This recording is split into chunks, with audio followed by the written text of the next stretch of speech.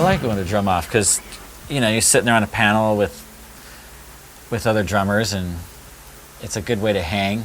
Because a lot of times when you're hanging out with other musicians or you're hanging out with rock stars, it's at a party situation or there's just a lot of commotion and you can't really have a lengthy conversation often. And at the drum off, I actually get to know these people a little bit better.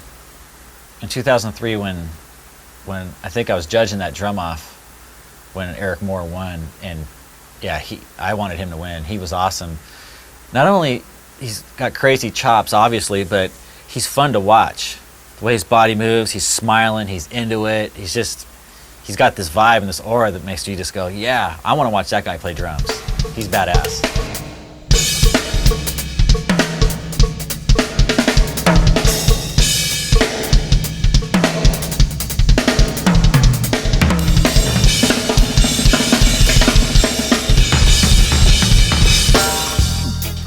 I'm always a fan of the drum offs because of all the chops those guys have up there.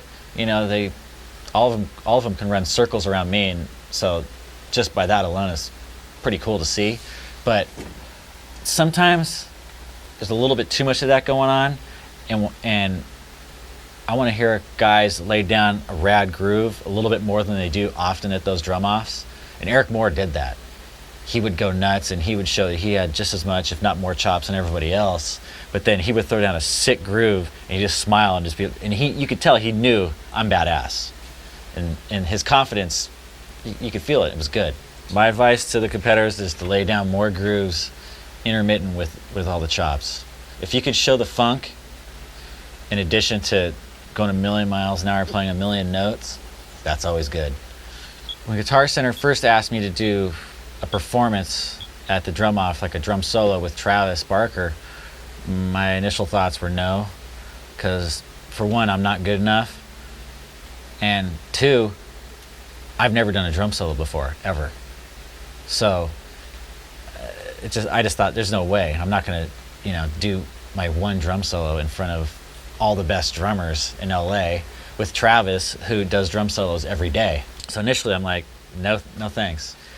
And I got off the phone and I told my wife, I said, yeah, they asked me to do this thing. And she goes, you're a pussy. And I thought, okay, I'll call him back. And so I called Guitar Center back and I said, okay, I'm going to do it. I'm just going to take this as a challenge and it's going to get me practicing again. And I need it. I need a challenge. So Travis and I rehearsed for multiple days, and he kind of led the way creatively as to what we were going to do, which is good because he does that every day. And I was kind of out of my league. So, but it was good because it gave me a chance to work on my chops, to bring him back up to speed a little bit, and to go beyond where I've gone before. And in the end, I was really relieved when it was over, but I was really glad I did it. It was easy to put the ideas together because Travis has a ton of ideas. He's really creative. He just kind of led the charge.